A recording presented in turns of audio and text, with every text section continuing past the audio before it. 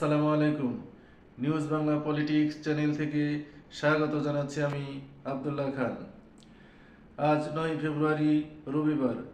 দৈনিক সমকাল তাদের প্রধান শিরোনাম করেছে, আমরা যেন শেখ হাসিনার পাতা ফাঁদে পা না দেই, মির্জা ফখরুল ইসলাম।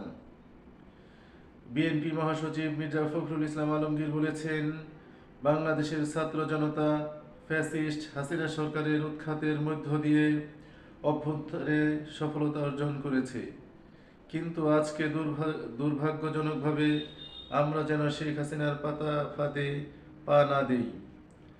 আজকে দেশের স্থিতিশীলতা বিনষ্ট হচ্ছে, অস্থিরতা সৃষ্টি হচ্ছে।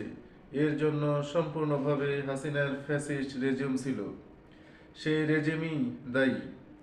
আমাদেরকে সাবধানতার সঙ্গে পা ফেলতে হবে। রোববার বিকেলে রাজধানীর হজরত শাহজালাল আন্তর্জাতিক বিমানবন্দরে নেমে অপেক্ষমান সাংবাদিকদের সামনে এসব কথা বলেন তিনি। এদিন বিএনপি মহাসচিব যুক্তরাষ্ট্র থেকে দেশে ফিরেন। বিএনপির মিডিয়া সেলের সদস্য সাইরুল কবির খান জানান, দলের মহাসচিব ও স্থায়ী কমিটির সদস্য আমির খসরু মাহমুদ চৌধুরী বিমানবন্দরে অবতরণ করেছেন বিকাল 4:58। যুক্তরাষ্ট্র থেকে লন্ডনে ফিরেছেন বিএনপির ভারপ্রাপ্ত চেয়ারম্যান তারেক রহমানের কন্যা ব্যারিস্টার জাইমা রহমান।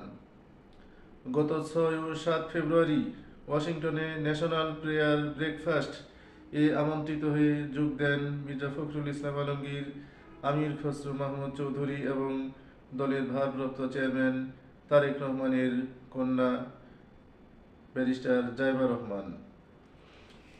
সফর সম্পর্কে মির্জা ফখরুল জানান, তাদের যুক্তরাষ্ট্র সফর খুব সফল হয়েছে, যে উদ্দেশ্য ছিল তা সফল হয়েছে। বেগম জিয়া কেমন আছেন, যুক্তরাষ্ট্রে তার চিকিৎসা হবে কিনা সাংবাদিকদের প্রশ্নের জবাবে মির্জা ফখরুল বলেন, ম্যাডাম ভালো আছেন, ট্রিটমেন্ট চলছে। জাইমা রহমানের সঙ্গে প্রতিনিধি দলের অভিজ্ঞতার বিষয়ে তিনি বলেন, ভালো অভিজ্ঞতা। মির্জা ফখরুল বলেন, একটা অন্ধকারকে দূর করতে আরেকটা অন্ধকার দিয়ে দূর করা যায় না, তাকে আলো দিয়ে দূর করতে হয়। সেই আলোকবর্তিকা জাগিয়ে আমাদেরকে সামনের দিকে যেতে হবে। আমরা সংশ্লিষ্ট সকলের কাছে আহ্বান জানাতে চাই, সবাই একযোগে ঐক্যবদ্ধ হয়ে এই দেশের স্বাধীনতা সার্বভৌমত্ব রক্ষা করার জন্য, স্থিতিশীলতা রক্ষার জন্য, ফ্যাসিস্টদের বিরুদ্ধে গণতন্ত্রকে প্রতিষ্ঠা করবার জন্য আমাদেরকে কাজ অব্যাহত রাখতে হবে। অপারেশন ডেভিল হান্ট নিয়ে জানতে চাইলে ফখরুল বলেন, আমরা তো বাইরে ছিলাম, ডেভিল হান্ট জানি না।